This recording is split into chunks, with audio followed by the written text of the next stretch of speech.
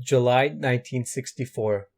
From the Universal House of Justice to the beloved of God gathered in the European Teaching Conference called on the occasion of the dedication of the Mother Temple of Europe. Dear Bahai friends, we have just witnessed the dedication of the Mother Temple of Europe, a project of untold significance and tremendous potential for the spread of the light of God's faith in that continent. One of the major achievements called for by our beloved guardian at the outset of the 10-year crusade, this magical Asgard was triumphantly raised during its closing years as the fruit of long and arduous labors in the face of determined opposition and upon the sacrificial gifts of believers from all parts of the world. Now dedicated in the opening months of the 9-year plan, it forms a striking link between these two great crusades, demonstrating afresh the organic progress of the cause whereby the efforts exerted in one period bear fruit in the next, which in turn endow the Bahai community with new and greater capacities for the winning of still greater victories. You are now gathered in this conference to deliberate on ways and means of accomplishing the goals which are set before you.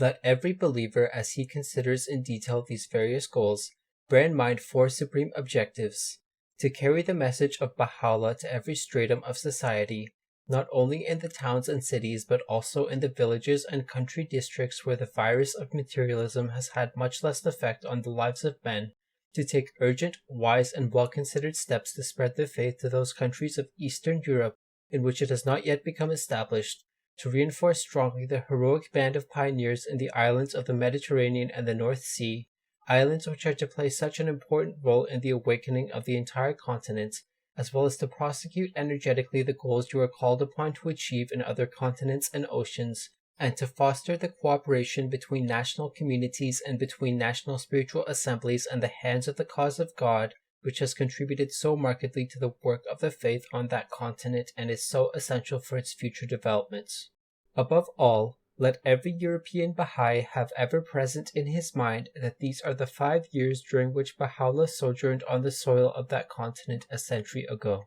Let him resolve so to deepen his knowledge of the faith and so to increase his standards of self-sacrifice and dedication to the cause as to play his part in building a community which will be worthy of this supreme bounty and which will be a beacon light to the peoples of this fear-racked world.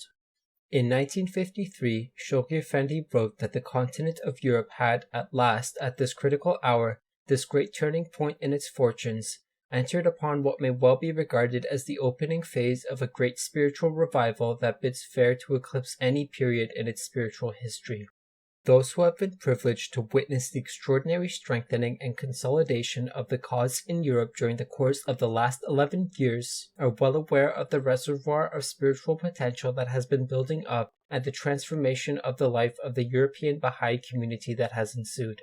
May the completion and dedication of the Mashriq Askar be the signal for the unleashing of this potential, bringing about on the European mainland and in the islands around its shores a quickening of the process of individual conversion comparable to those events which have transpired with such astonishing suddenness in other continents of the globe.